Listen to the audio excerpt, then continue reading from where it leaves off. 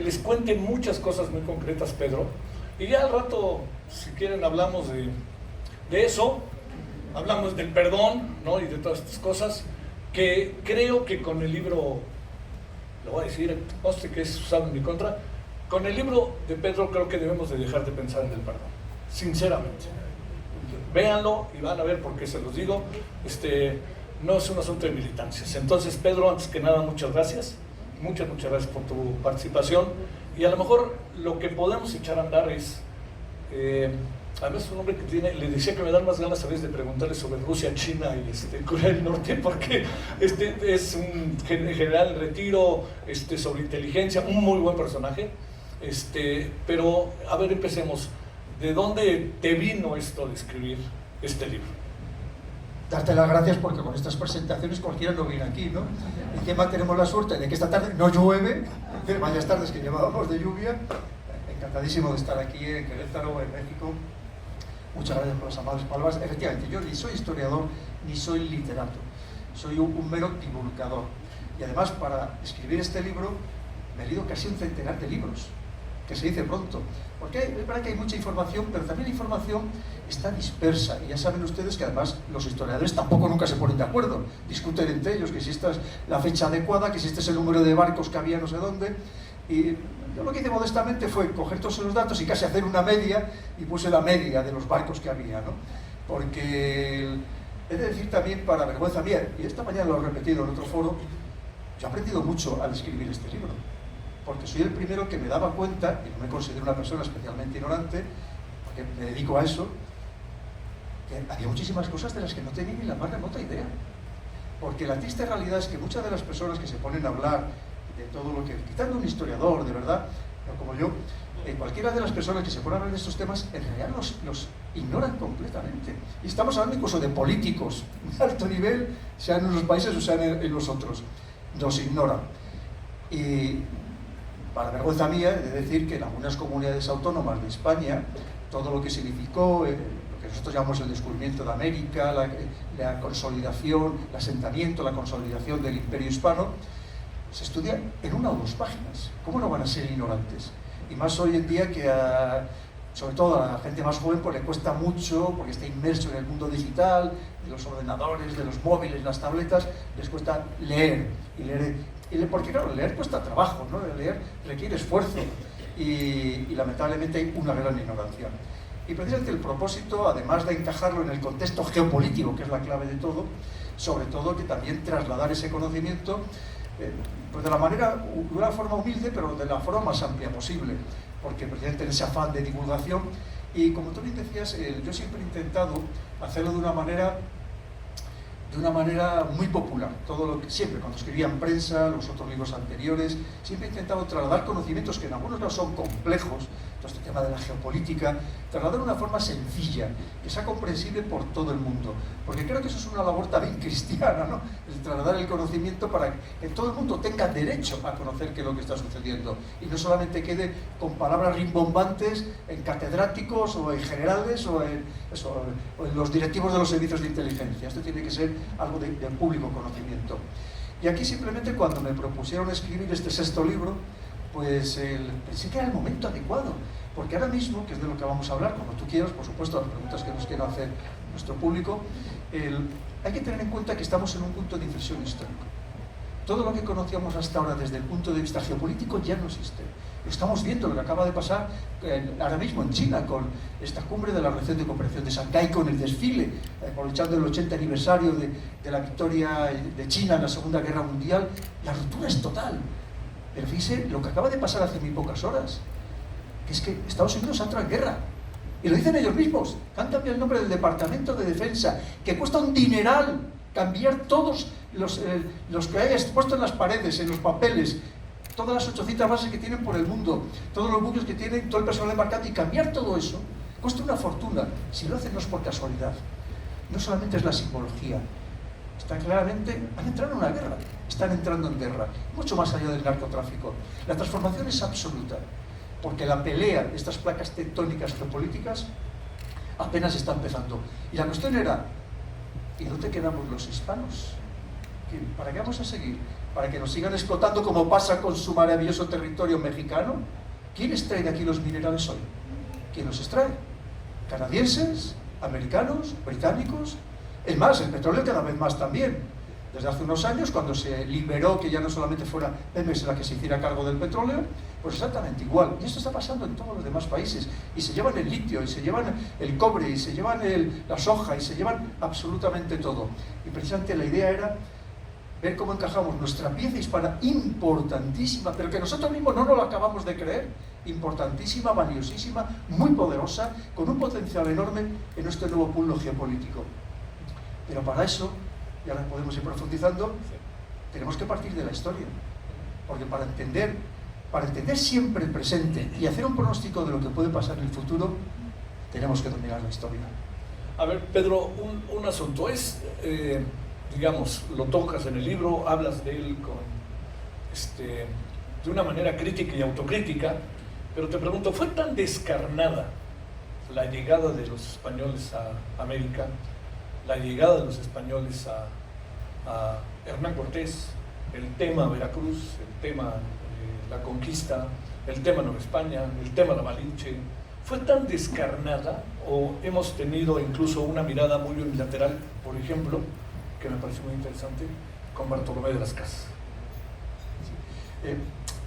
Lo primero, yo siempre hablo de una posición de humildad total y absoluta. Como digo, no soy historiador, he leído mucho, he intentado trasladar ese conocimiento, resumirlo y adaptarlo eso de una manera muy democrática, por así decirlo, pero en el libro no oculto nada, pongo las luces y las sombras, que es como se tiene que escribir la historia. Ni leyenda negra ni leyenda rosa, hay que trasladar todo. Y sobre todo, claro, tenemos que ver, no pensemos con la mentalidad de septiembre de 2025, pensemos con la mentalidad, estamos hablando de finales del siglo XV y principios del siglo XVI. Eso era otro mundo completamente diferente. En aquellos momentos, cuando en la propia Europa, cuando se conquistaba una población, se pasaba toda la población por las armas de esa ciudad. No quedaba nadie. Se hacían auténticas salvajadas. Claro, y decimos, que hubo gente mala que hizo daño, que había salvajes, que había delincuentes, por supuesto. Es que lamentablemente hoy, en septiembre de 2025, no hay salvajes, no hay criminales, no hay ladrones, no hay violadores. Pues efectivamente, ¿cómo no? Y piensen ustedes, además, aunque la corona tuviera toda la buena voluntad de que fuera algo diferente, que la tuvo desde el primer momento, y ahí está representada en la portada Isabel la Católica, y podemos hablar de ella, pero claro, ¿cómo se controlaba aquello a miles de kilómetros de distancias? Que no es como hoy, que con internet podemos estar todos en contacto, o que cogemos un avión y en pocas horas estamos en la otra parte del mundo. Entonces, evidentemente no. Era muy difícil el control. Pero ahí tenemos todas las reales provisiones, empezando por la propia Isabel la Católica, de cómo había que tratar a todas las personas de los lugares que se fueran descubriendo, en la que decía que prohibía terminantemente la esclavitud, que nunca hubo como tal. Es verdad que luego hubo esclavos provenientes de África, pero no hubo esclavitud en la propia América, por los indígenas americanos. Y además, claro, es que decimos, has citado a Bartolomé de las Casas. ¿Qué necesidad tenía el monarca español en agosto de 1550, que duró hasta mayo de 1551, llevar a cabo la controversia de Valladolid, en la que enfrentó precisamente a Bartolomé de las Casas, que inflaba las cifras por muchos motivos personales, con Juan Ginés de Sepúlveda, para ver si los indígenas tenían alma o no tenían alma, cómo había que tratarles? Y de ahí salió, ya había antes, las leyes de Burgos, que fueron anteriores, que fueron los primeros tratados de derechos humanos, donde se explicaba o se explicitaba, se ordenaba cómo había que tratar a los vencidos. El horario que tenía que tener hasta los trabajadores, los derechos de las mujeres embarazadas. O sea, y cuando luego se nos llena, luego es que esto lo inventaron los ingleses. ¿Qué van a inventar los ingleses? Ni muchísimo menos. Eso ya estaba en las leyes de Burgos, por supuesto. Y además, cuando llega Colón del primer viaje y viene con esclavos, con personas con cadenas en el cuello, y se los muestra Isabel la Católica y dice que se pongan en pie inmediatamente y que les liberen instantáneamente, que les devuelvan con sus familias y les devuelvan las tierras que les hayan quitado, porque en mis territorios nunca habrá esclavos. Esa fue la voluntad. Que luego aquí hubo personas malas que hicieron daño, ¿cómo no? Ya lo cuento claramente en el libro, por supuestísimo. Que además, con una justicia que había, que al que se detectaba que lo había hecho, se le quitaban todas las prerrogativas y se le obligaba a devolver el dinero que había robado. Que ya quisiéramos, ¿verdad?, que hoy en nuestros países, empezando por España, obligáramos a los corruptos a que devolvieran el dinero que han robado. Pero eso es lo que creo que tenemos que ponernos en valor. Y además, fíjense, cuando hablan del genocidio, ¿que hubo muertes por enfermedades que se trajeron? Sí, por supuesto. Por cierto, recientemente científicos de una universidad muy avanzada han demostrado que la lepra ya llevaba 1000 años en América. O sea, 500 años de que llegaran los europeos. Pero también había aquí enfermedades que también afectaron a los europeos. Pero si hablamos de genocidio, piense que falta la esencia de todo, que es que haya intencionalidad, que haya voluntad de exterminar. Que no fue el caso porque desde el primer momento se crearon hospitales, incluso hospitales dedicados exclusivamente para las enfermedades propias de los indígenas, para tratarles a ellos. Hubo voluntad de construir, lo mismo que se construyeron las catedrales, que se construyeron escuelas específicas para que los indígenas pudieran acceder a las universidades que eran la misma calidad que la de la Universidad de Salamanca, que en aquel momento era la mejor del mundo. Miren, por dar datos, de Río Bravo hacia el norte, ¿saben ustedes cuántos descendientes de los habitantes originarios quedan? El 1,7%. De Río Bravo hacia el sur, más del 60%.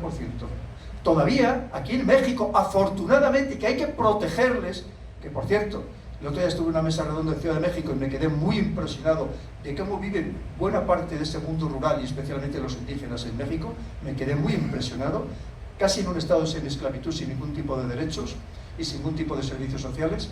Hoy me contaron que todavía en México hay más de 20 millones de indígenas que siguen viviendo en su cultura, en su modo ancestral de vida y mantienen 69 lenguas vivas. Vayan ustedes a América del Norte.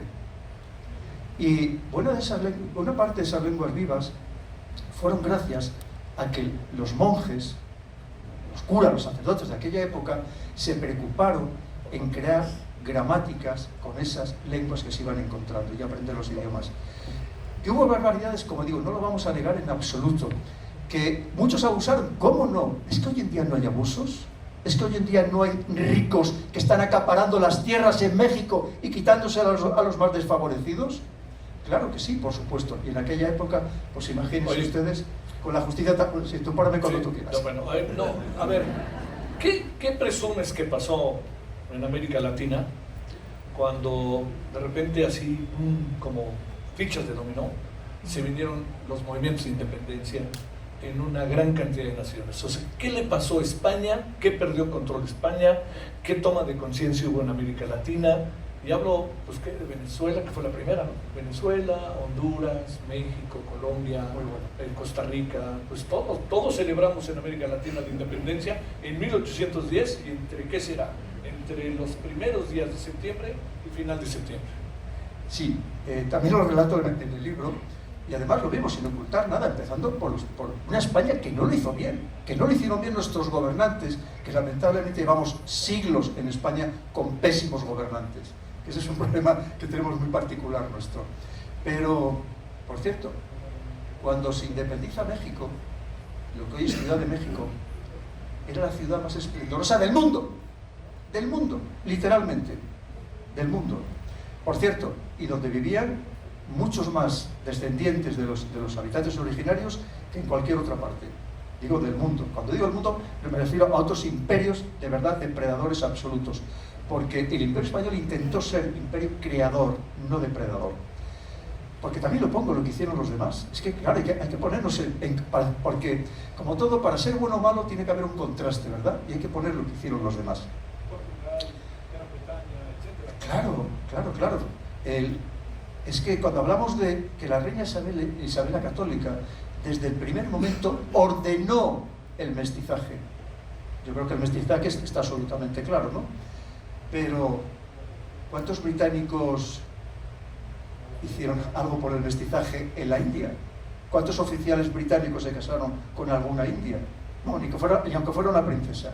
Eso es lo que tenemos que... Y luego, las salvajadas, claro, aquí hablamos de hace 500 años, pero ¿saben ustedes que todavía hace 100 años Alemania cometió un verdadero genocidio intencionado en Namibia?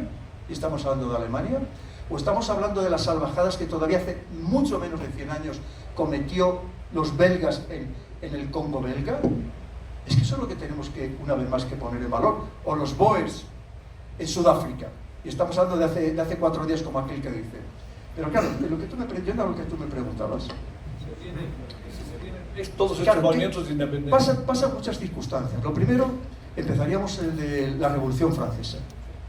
Incluso si me apuras hasta antes, 1776, lo que Estados Unidos, 1789, la Revolución Francesa. Oye, y algo, déjame ahí cruzar, el gran tema del inicio del debate sobre los derechos humanos en esos mismos años, ¿no? Correcto. Y luego tenemos la Guerra de Independencia en España de 1808 a 1814, donde los ingleses aparentemente vinieron a apoyarnos, pero no fue así. Vinieron a intentarnos debilitar todo lo posible, porque aprovecharon, y ahí pongo datos exactos, para destruir prácticamente toda la industria manufacturera española, porque sabían que su siguiente objetivo era claramente América. Cuando hablamos de los ingleses, relacionados íntimamente con ellos, ha estado la masonería, siempre. Ha estado ahí, además lo pongo también, con pelos y señales. Y luego pensemos que ellos azuzaron a los criollos que pensaban que si se independizaban de España iban a tener todavía mucho más poder, iban a poder construir estos grandes latifundios en detrimento de la población indígena, como sucedió, y de hecho, como también pongo en el libro, la mayoría de la población humilde, la población sencilla, siguió luchando a favor de mantener el imperio. Pero claro, a estos criollos les interesaba, y como sucedió, no nos vamos a engañar, saben ustedes perfectamente que aquí hay países de América donde las mismas 12 o 15 familias que fueron las que se independizaron de España son las que siguen mandando en el país. No manda el político de turno, mandan esas familias, y lo saben perfectamente. Bien, pues claro, si todo eso con el interés de los ingleses, que además eran los que les dieron dinero, les endeudaron para conseguir esta independencia, que hay países que hasta hace muy pocos años todavía han seguido pagando la deuda del dinero que les debían a los ingleses. Y que además esos ingleses que aprovecharon para destruir también la industria de aquí, para que de los de aquí le compraran todos sus productos a Inglaterra con el dinero que Inglaterra les prestaba, para que así el círculo se cerrara y tenerles absolutamente dominados y controlados. Esa fue la realidad. Y ahí lo pongo, y además luego también hablo, fíjate, de cómo a muchos de estos que eran parte de este imperio hispano en el que todos éramos hermanos y teníamos los mismos derechos y atribuciones y responsabilidades, lo que sucedió en Puerto Rico. Ese es un gran tema. Puerto Rico, y además, fíjate, si me permites... Porque es un tema reciente, además. Sí, muy reciente, pero que además es que lo que he escrito ahí sobre Puerto Rico lo saqué de autores americanos, estadounidenses, que cuentan todo lo que hizo su propio país. Experimentos médicos, sobre todo con las mujeres, auténticas salvajadas, teniéndoles como ciudadanos de segunda, no, de tercera regional. Esa fue la realidad. Oye, y el experimento de las pastillas anticonceptivas también en Puerto Rico. Por ejemplo, y luego no solamente eso, lo que pasó en Filipinas. Cuando se hace cargo Estados Unidos de Filipinas, ahí cuento todas las barbaridades que se llegaron a hacer, a exterminar pueblos enteros dentro de Filipinas, cosa que no había sucedido con el Imperio Español. Entonces, una vez más, tenemos que poner las luces y las sombras, pero sobre todo pensando que hay muchas más luces que sombras, y que si hoy podemos entendernos en español, porque hablamos el mismo idioma, que el idioma nos estructura mentalmente, es gracias a nuestro pasado. Que queramos o no, no podemos renunciar a él, porque además ya sabemos que muchos de los que renuncian a él, al día siguiente están pidiendo la nacionalidad española.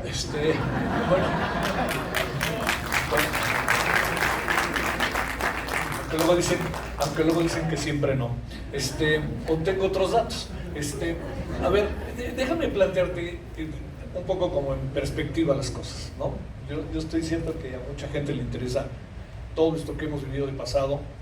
Y, a ver, ¿por qué es esta relación como de amor-odio que tiene América Latina con España? Yo te diría, en México se agudizó por muchos asuntos, ¿no? Iberdrola, se agudizó por problemas que un gobierno se identificó con un partido, con el PP, ¿no? Y de repente rompió. Y otro presidente muy famoso de España, y creo que ha trascendido, creo que positivamente, resultó que era íntimo amigo del hombre más rico de México, ¿no? Felipe González, Carlos Slim. A ver, ¿qué supones? Y déjame lanzarte otra cuestión que me parece muy importante, la identidad, que es una palabra que utilizas constantemente. Y cuando hablas de identidad, hablas de la gran cantidad de personas en América Latina y en el mundo que hablan español. La tercera parte del mundo habla español, ¿no? Otra cosa es lo que significa esa tercera parte en el mundo y lo que es en perspectiva. Y otra variable más es Estados Unidos, que como sea, adquiere hoy una enorme importancia, y no lo digo en despecho, sino lo digo como algo que no hemos, creo, en México sabido colocar en nuestra vida, que es que nos quitaron parte del territorio, ¿no? Que ese es un acto violento, agresivo, y cuando uno va a California, pues parece que uno está en alguna colonia de la Ciudad de México, y lo digo por los nombres hasta de las calles, ¿no? Absolutamente. Vamos a empezar por ahí, porque ahora ustedes están recuperando el territorio que justamente les quitó Estados Unidos, porque si ven el mapa de dónde están los más de 40 millones de mexicanos o descendientes de mexicanos que viven en Estados Unidos, empieza efectivamente por California, va subiendo, y llega hasta Alaska. Hoy en Estados Unidos hay más de 60 millones de personas que hablan perfectamente español, que se entienden en español y que viven en español, que viven el español. Es más, usted va a cualquier ciudad, a San Francisco, bueno, a mí por supuesto, pero da igual, a Nueva York, a Boston, y puede vivir en español. Es más, si probablemente cuando usted intente, sobre todo los españoles que tenemos un acento muy duro, intentamos hablar en inglés, pero no habla en inglés, hombre, si le estoy entendiendo perfectamente, ¿no? Sigue hablando en español. Esa es la realidad, esa es la grandeza que tenemos. Fíjate, los datos son abrumadores. Como lengua materna es la segunda lengua más importante de todo el planeta, después del chino mandarín. Claro, pero el chino mandarín es solo un país, y nosotros somos 20 naciones, una veintena de naciones. Claro, es que además, si unimos todas las personas que hablan español con distintos grados de fluidez, que cada vez hay más y creciendo, pues resulta que estamos hablando de casi 700 millones de personas, que se dice pronto. Y países como puede ser Brasil, donde si quieren hacer relaciones con los países de su entorno, que todos hablan español, al menos las élites todas hablan español, y es más, hay iniciativas que, por cierto, las han boicoteado los de siempre, los franceses y los ingleses, las iniciativas que había en Brasil para que desde pequeños aprendieran español, porque lo necesitan para relacionarse con su entorno. Claro, es que eso es una grandeza enorme, porque como decía el idioma, que yo he dado unas cuantas vueltas por el mundo, he vivido, estudiado, trabajado y realizado operaciones en el medio mundo, no hay nada que nos una más que el idioma. Incluso más que la etnia, la religión, la cultura, sobre todo el idioma. Pues como pasa aquí, qué gusto que te da hablar con una persona que habla el español como tú, como lengua materna, ¿verdad? Pero es que además en este caso nos une todo lo demás. Y podemos luego hablar cuando decimos, ¿y Europa? Pero si en Europa, esta Unión Europea no nos une nada. Si somos una gran torre de Babel en todos los aspectos. Fíjate qué diferencia. Si se puede avanzar y hacer cosas. ¿Qué es lo que sucede? Yendo a la primera parte de lo que me preguntabas, que muchos políticos ya sabemos que utilizan estas rivalidades simplemente por cuestiones internas, porque es la manera de disimular muchas veces problemas internos, de simplemente aglutinar al pueblo en contra de un enemigo, un adversario común, cuando luego resulta que no coincide para nada con la realidad de la calle, no coincide para nada. Ahora todavía me quedan unos cuantos países que visitar, he estado casi 10 días en distintas ciudades de Colombia. El mes de junio me pasé buena parte del mes de junio en República Dominicana. Y en República Dominicana creo que no me encontré a nadie, desde las más altas instancias políticas y económicas hasta las personas más sencillas, que no tuviera alguna relación con España. O bien sus padres, o bien sus abuelos eran españoles, o bien tenían un familiar que estaba trabajando en España, o ellos habían estado estudiando en España, alguna relación tenían. Eso es lo que nos engrandece. Entiendo que hay muchos que están interesados en seguir fomentando la leyenda negra porque no quieren bajo ningún concepto que nos unamos. Y siguen queriendo tener a este mundo hispano sometido, dividido, fraccionado y sobre todo convertido en una gran despensa de recursos naturales a la que seguir depredando. Y evidentemente no les interesa en absoluto la unidad, ni a los poderes de antes, ni a los nuevos, porque están exactamente en la misma situación. Lo harán de una manera diferente, pero vienen a lo mismo, aprovecharse de los recursos naturales principalmente que tienen, y sobre todo aquí en Hispanoamérica, que ustedes saben que son territorios inmensamente ricos en los que la naturaleza fue tremendamente generosa y no pueden permitir que les sigan depredando. Y eso solamente lo podemos conseguir si estamos todos unidos. A ver, ¿qué piensas que seguido, supongo que lo habrás escuchado, que de repente digan, ya si se trataba de esto, pues hubieran venido mejor los ingleses y no los españoles? Sí lo has escuchado, ¿no? Bueno, buenísimo. Sí. Sabes que te voy a contar una anécdota en el libro. Lo que yo propongo es una falla gigantesca y Pedro Baños no es nadie, ¿no? Y por tanto incorporé, que es algo muy excepcional, que me costó convencer en principio a la editorial, ni más ni menos que 8 apéndices. 6 están escritos por españoles muy distinguidos, algunos personas del máximo prestigio, pero otros 2 hay precisamente un embajador en activo dominicano, y luego está Marcelo Gullo, argentino. Y Marcelo Gullo, me acuerdo que una vez me contó una anécdota comiendo con él. Él me dice, estábamos un día con Evo Morales, y Evo Morales argumentó lo mismo. Dice, qué pena que en vez de venir los españoles, no hubieran venido los ingleses. Y que le dijo a Marcelo Gullo, pero vamos a ver, señor presidente, ¿usted no se da cuenta de que si lo hubieran conquistado los ingleses, usted no existiría? Esa es la realidad.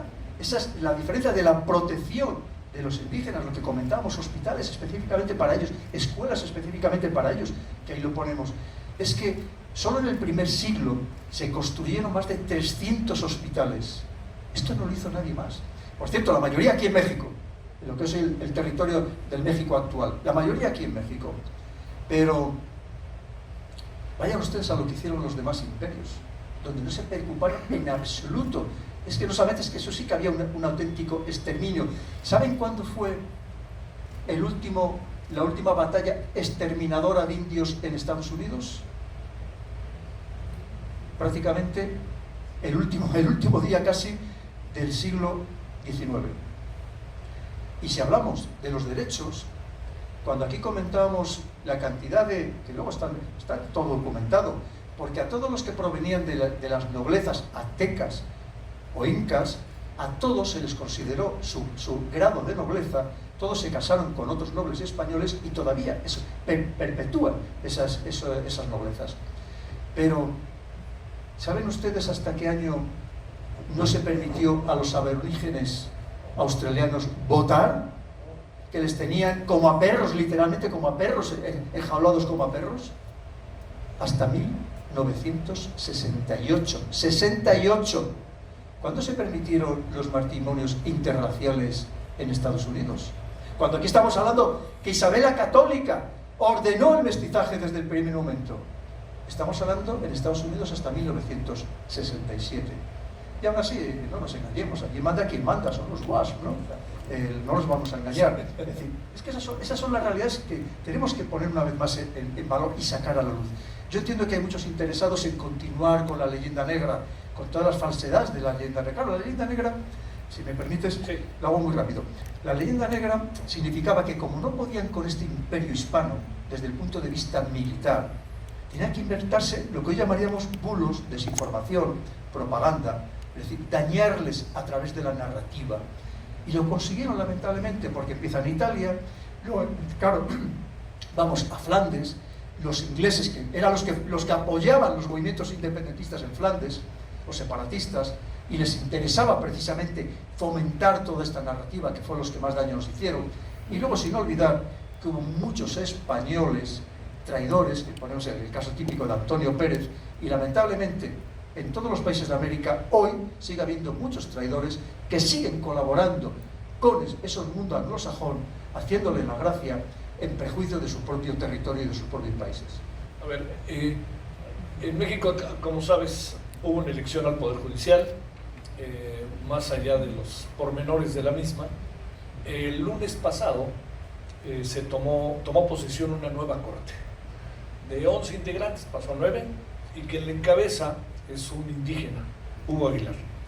Y llevaron a cabo toda una serie de ceremonias para echar a andar para lo que hemos llamado la nueva corte.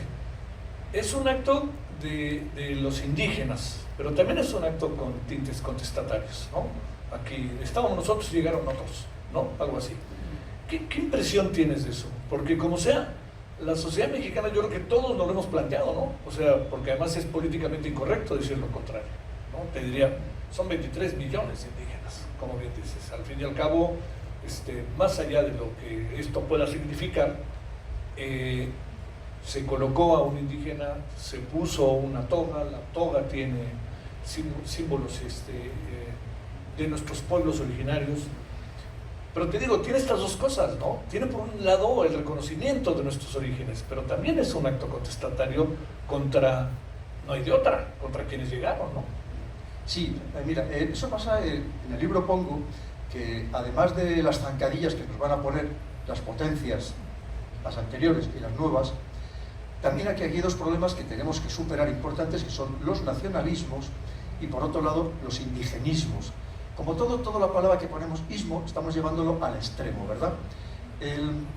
Que esto hay que protegerlo, no tengamos ninguna duda, es más, hay que protegerlo al máximo. Y esas 69 lenguas que se siguen hablando originarias en México, pero con las que se hablan entre los demás países de América, hay que protegerlas, pero de verdad, hacer todos los esfuerzos para que eso no se pierda, porque eso es riqueza. Lo que esa diversidad tenemos que convertirla precisamente en una fuente de riqueza y de unión, no motivo de separación. Y lamentablemente hay muchos políticos que los utilizan para enfrentar, para dividir, para restar. Y no tiene que ser así. En el caso de los nacionalismos me refiero a España. No me refiero a ningún otro lugar, me refiero a España. Estos políticos que están interesados en romper, en fracturar, en dividir España. Que por cierto, muchos de ellos como quieren, odian a su propio país, al país en el que todavía están, quieran o no, pues son los primeros que fomentan la leyenda negra.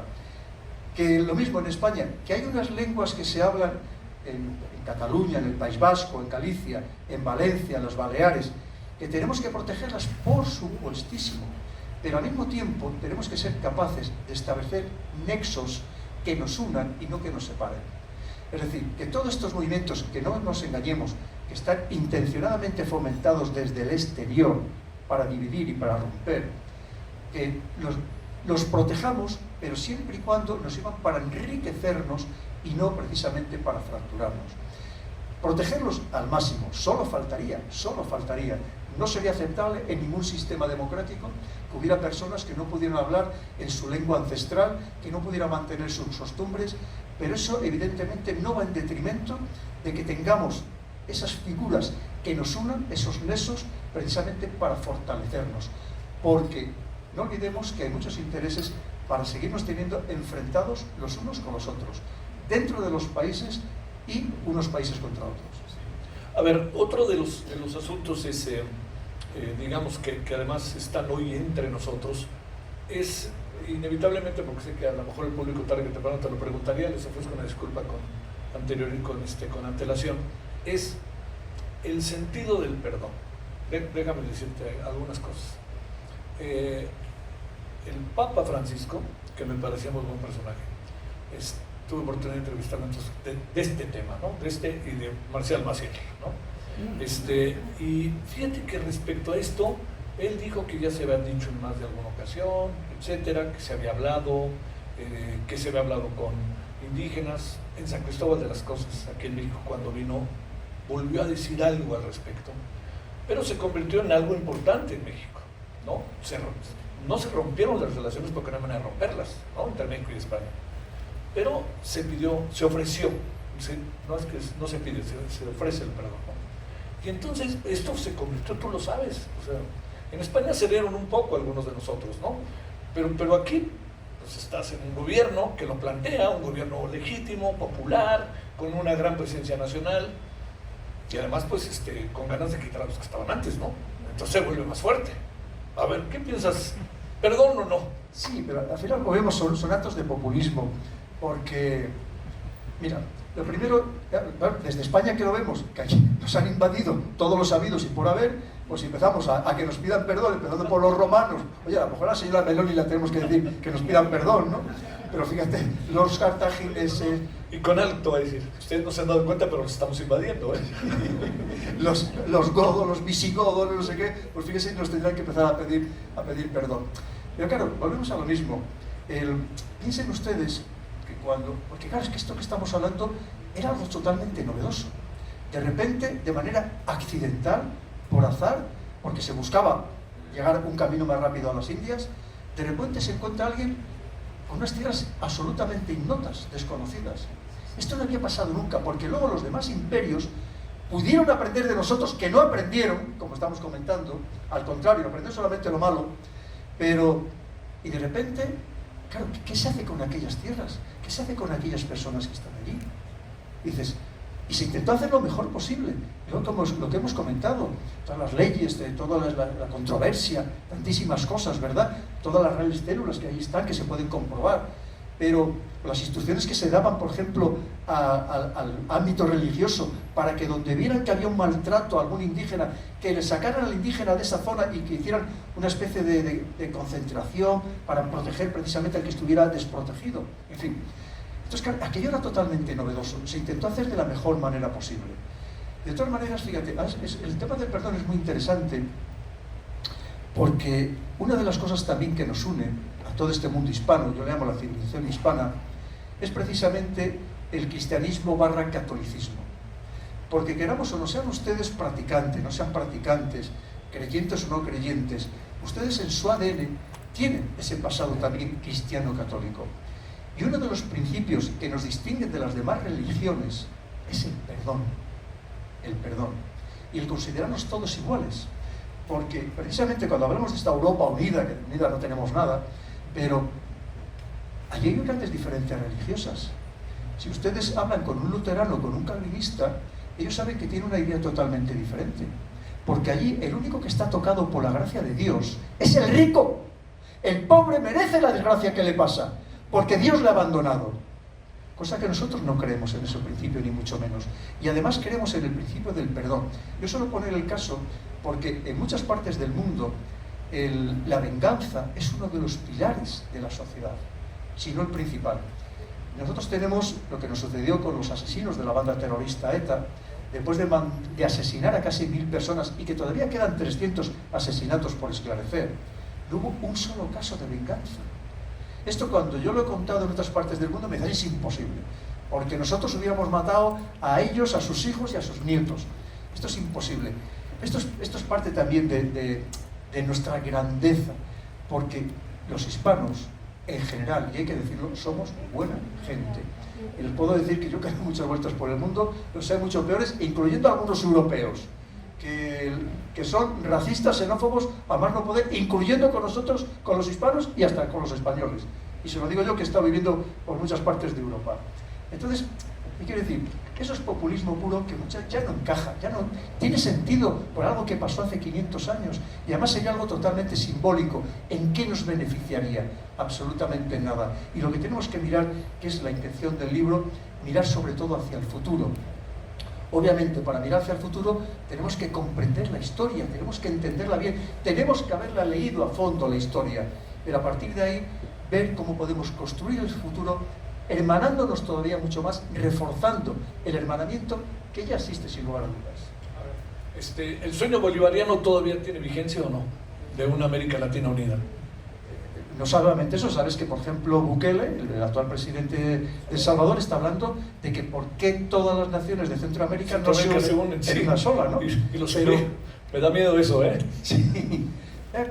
Estamos hablando de algo diferente, porque claro, el sueño bolivariano, el proyecto ALBA, la Alianza Bolivariana para nuestros pueblos de América, pero en un contexto ideológico político muy determinado. Aquí lo que estamos hablando de respetarnos cada país que tenga su propio gobierno, que tenga, que le haya votado democráticamente su pueblo, el gobierno que quiera, de izquierdas, de derecha, de centro, de lo que sea. Estamos hablando de construir mucho más allá, es decir, no de imponer a nadie nada.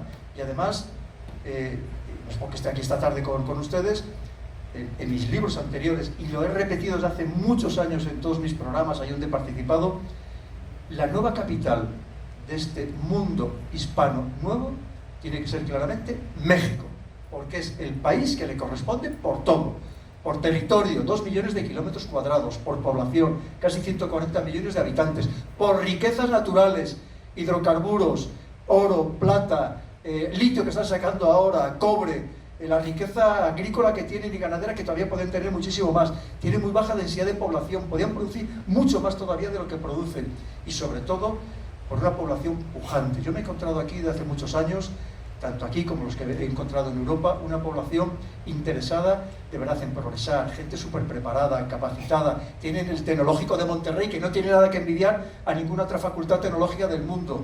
Y claro, aquí tiene que estar la nueva capitalidad, clarísimamente. Fíjate si se pueden hacer cosas de manera sencilla, ¿no? Respetando, por supuesto, las particularidades de cada uno. Es que no somos particulares y diferentes en Europa. ¿Tiene algo que ver la señora Meloni con el señor Sánchez, el presidente de nuestro gobierno? No, absolutamente nada que ver, ¿no? Y estamos teóricamente unidos. A ver, 2 asuntos antes de que empecemos para que el público participe. Bueno, América Latina empieza en el Río Bravo, ¿no? Que esa es la otra, ¿no? Nos divide de Estados Unidos. A ver, déjame decirte una pregunta. ¿Por qué le dirías a la gente que lea tu libro?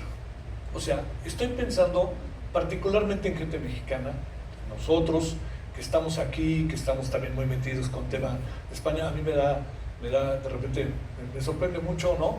Que los políticos y los ricos mexicanos se van a Madrid, ¿no? O sea, digo, se pueden ir a otro lado, pues, pero se van para allá, ¿no?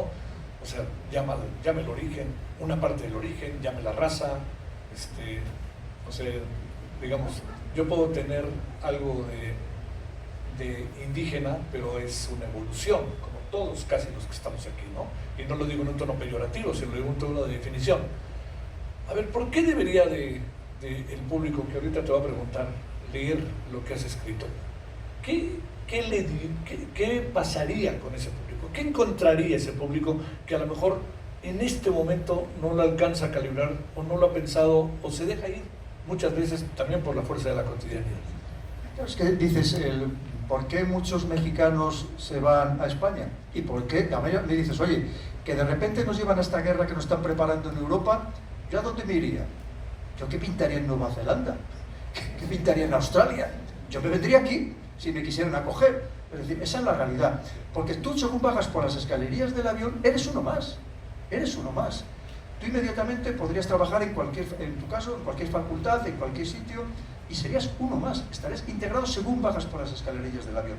Esa es la realidad. Y evidentemente, empezando por lo que hablamos del idioma, pero la manera de pensar, la manera de comportarnos, nadie te va a rechazar. Claro, es que eso es muy grande lo que estamos comentando. Tú piensas que, como decía, en muchos países de Europa sigue habiendo mucho racismo y mucha xenofobia. Que esa es la realidad. Y fíjate, y te lo digo yo, que cuando he ido en esos países, he ido en una posición de privilegio, que eran destinos en el extranjero, donde ganabas mucho dinero, puestos importantes, y aún así lo vivías, ¿no? Pues imagínate cuando vas en posiciones humildes o hacer los trabajos que no quieren realizar los demás, como tantas veces nos pasó a los españoles. Pero mira, yo lo primero que pediría que este libro lo leyeran los políticos españoles.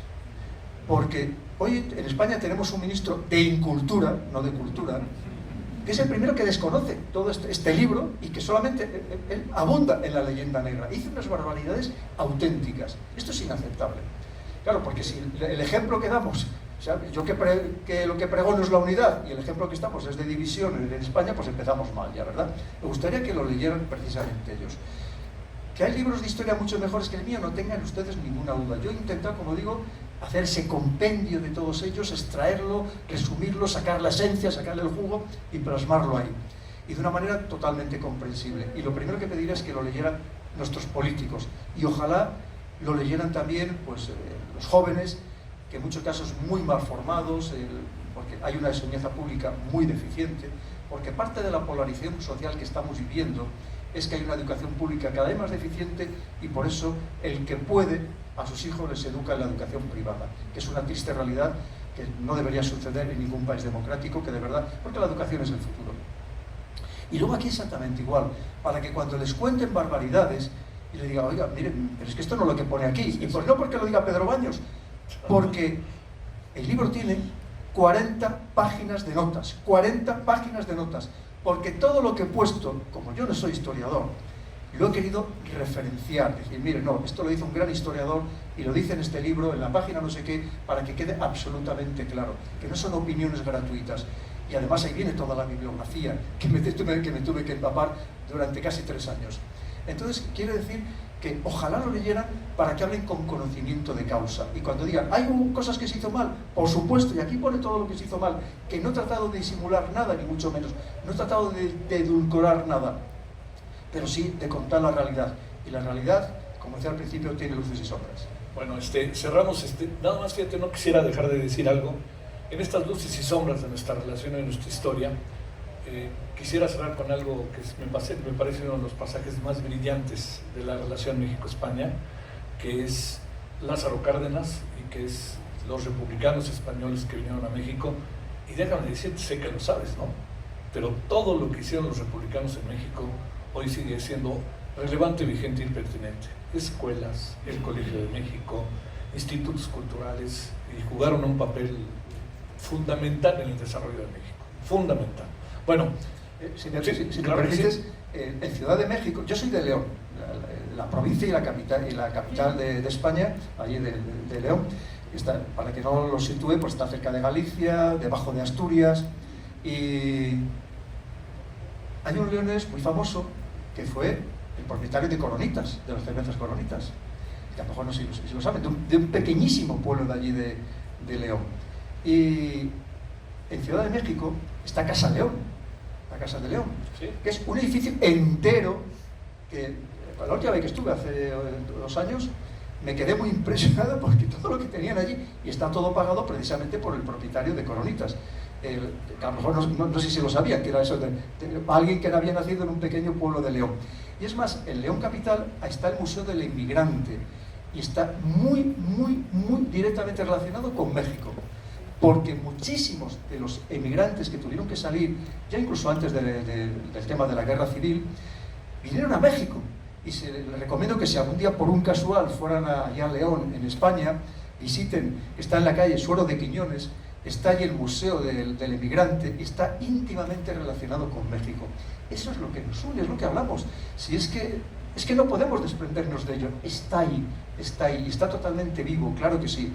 Y además a mí me preocupa, y también quiero decirlo, que ahora mismo hay algunos partidos de ultraderecha, como se llama, que están atacando a la inmigración en general y en el mismo saco están empezando a meter a los hispanos, cosa que yo me niego absolutamente. Afortunadamente este movimiento todavía es muy minoritario, casi rozando el fascismo y el nazismo, es muy minoritario, pero sí es verdad que están muy enfrentados con otro tipo de, se puede imaginar, otras culturas, otras religiones, y algunos están intentando meter al mundo hispano. Y no es para nada en absoluto cierto, porque no tiene nada que ver esas otras culturas, razas, religiones, que no se integran ni el 0,5% de los que vienen.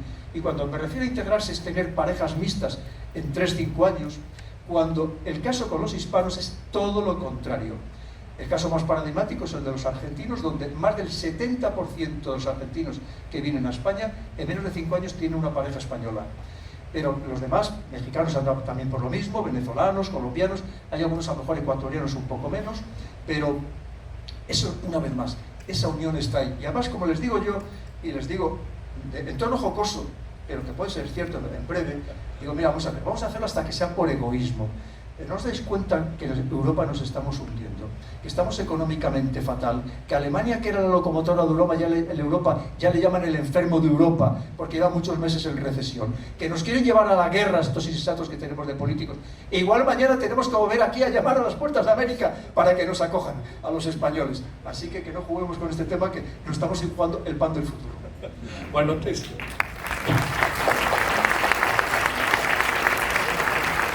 Bueno, ustedes tienen la palabra, ahí está el micrófono, los que quieran adelante, Pedro está a su disposición. Gracias, buenas tardes. Primero, Javier, qué gusto escucharte, conocerte. Un gusto. Felicidades por tu trayectoria. Y Pedro, conocerte. Tocas temas sensibles y quiero saltar a otro tema que me gustaría escuchar tu posicionamiento. ¿Qué opinas tú del sionismo? ¿Cómo está arrasando con Palestina? Sobre todo por los temas que tocas. ¿Qué opinas de este tema? Y sobre todo escucharte una postura política. Bien, mira, lo primero, oye, lo de Javier es espectacular, porque cuando me ha dicho su edad, digo, vamos, ya me gustaría estar como tú, ¿no? Es espectacular. Mira, vamos a ver, lo primero tenemos que distinguir, una cosa es el sionismo, otra cosa son los judíos, otra cosa es el Estado de Israel y otra cosa es el gobierno Netanyahu. Tenemos que distinguirlo. Yo soy absolutamente crítico con el gobierno Netanyahu, porque lo que está sucediendo es inaceptable.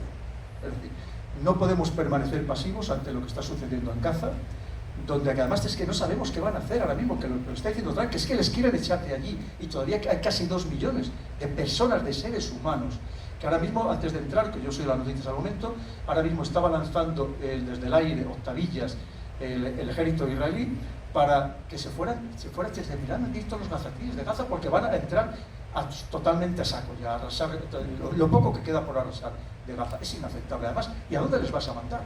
Porque estaban hablando primero que sea a Somalilandia o a Puntlandia, que ni siquiera son estados reconocidos. Luego decían que si a Sudán. Pero vamos a ver, sin Sudán, que primero es verdad que es musulmán, pero si hay una violencia en la que hay que mueren 1000 personas, ¿cómo les vas a mandar allí? ¿Dónde les van? Porque Egipto no quiere saber nada, porque claro, jamás está íntimamente relacionado con los hermanos musulmanes.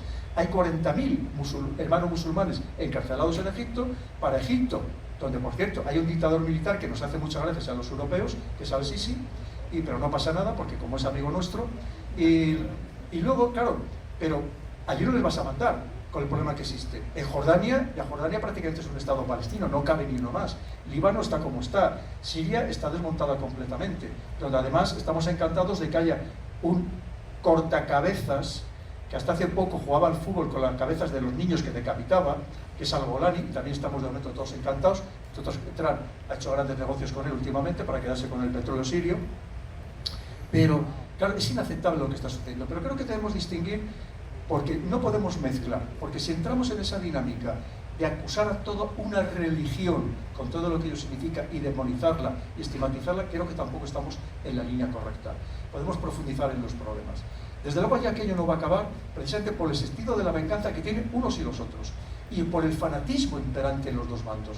Porque piensen ustedes que si por ejemplo el tema de Ucrania ya es complicado, cuando se mete el factor religioso por el medio, el razonamiento se pierde. Y hay una frase que suelo emplear, que lamentablemente la he constatado en todo el mundo, que ni el fanatismo excluye la inteligencia, ni la inteligencia el fanatismo. Y hay excesivo fanatismo cuando la religión lo impregna todo, como es este caso. Que evidentemente que es inaceptable, por supuesto, todo lo que está haciendo el gobierno Netanyahu, apoyado por la administración Trump. No tengamos ninguna duda. Y lo digo abiertamente, clarísimamente.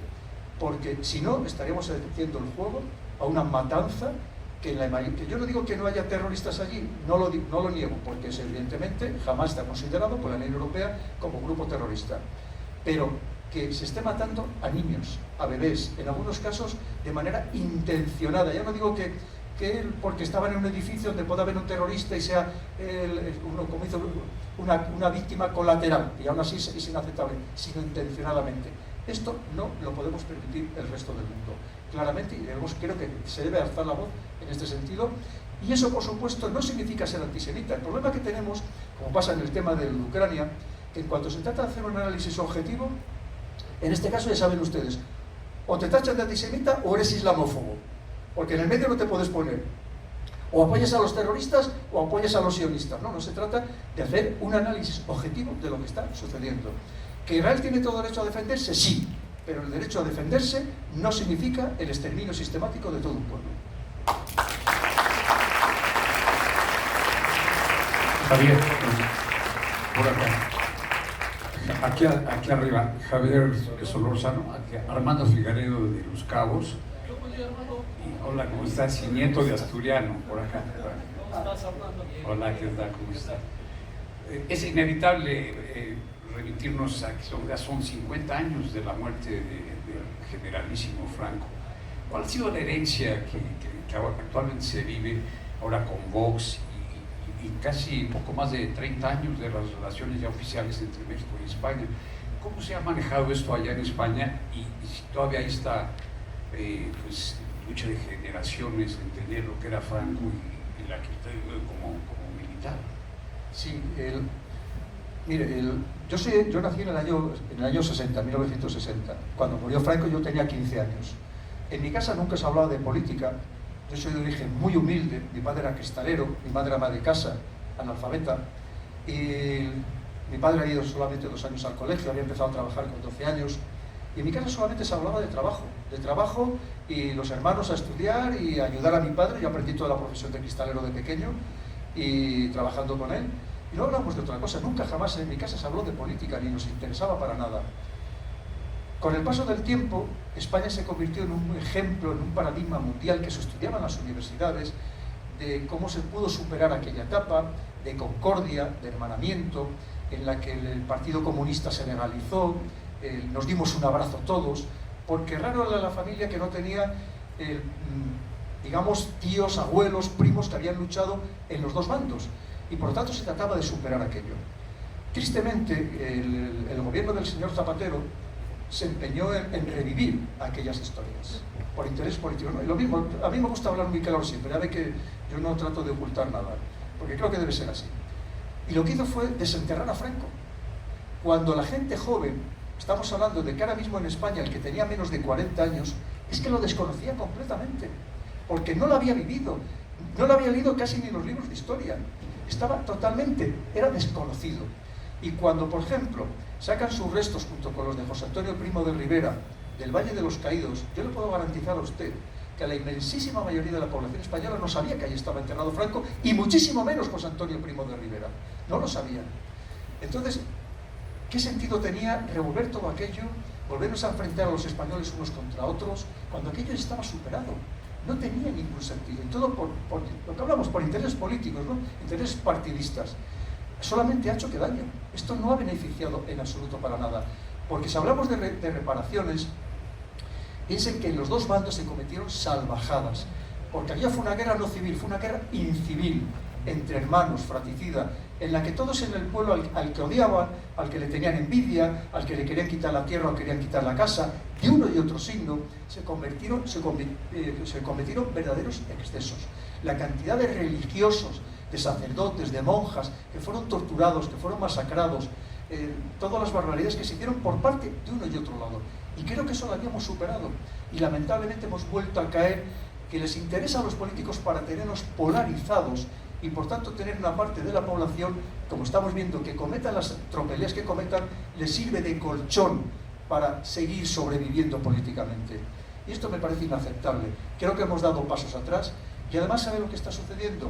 Que como lo han querido meter, porque ahora estaban celebrando precisamente estos 50 años del fallecimiento de Franco, ¿sabe lo que pasa? Que muchas veces lo presionas tanto, lo comprimes tanto el muelle, que lo que hace es que en cuanto sueltas un poco, consigues el efecto contrario. Y ahora efectivamente mucha gente joven a las que les han machacado con este tema son los principales votantes de Vox, el partido llamado de extrema derecha, precisamente por todo lo que se ha montado.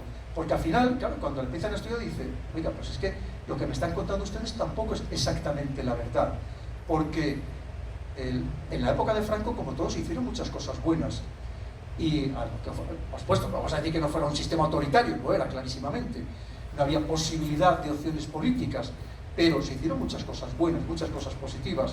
Entre otras cosas, construir una clase media que es lo que ha dado estabilidad al país. Porque saben ustedes que en un país democrático, si no hay una amplia clase media, si no hay movilidad social, no existe una verdadera democracia. Esos son los pilares fundamentales de cualquier sistema democrático. Y eso se había conseguido en la época de Franco. Y muchas veces, ahora que por cierto, cuando te dicen, no es el gobierno más progresista de la historia, y resulta que no hace más que encarecerse la vivienda y los jóvenes cada vez vivir muchísimo peor. Y por tanto hay muchos jóvenes que están reaccionando en el sentido contrario. Hemos conseguido o han conseguido el efecto contrario de lo que pretendían. Y nunca es bueno. Dividir nunca es bueno. Lo que tenemos que hacer, como en este caso, olvidar el pasado o quedarnos con lo bueno del pasado y sobre todo intentar construir el futuro, que es lo que debe hacer cualquier político inteligente y que piense más allá de su propio beneficio y del beneficio de su partido político.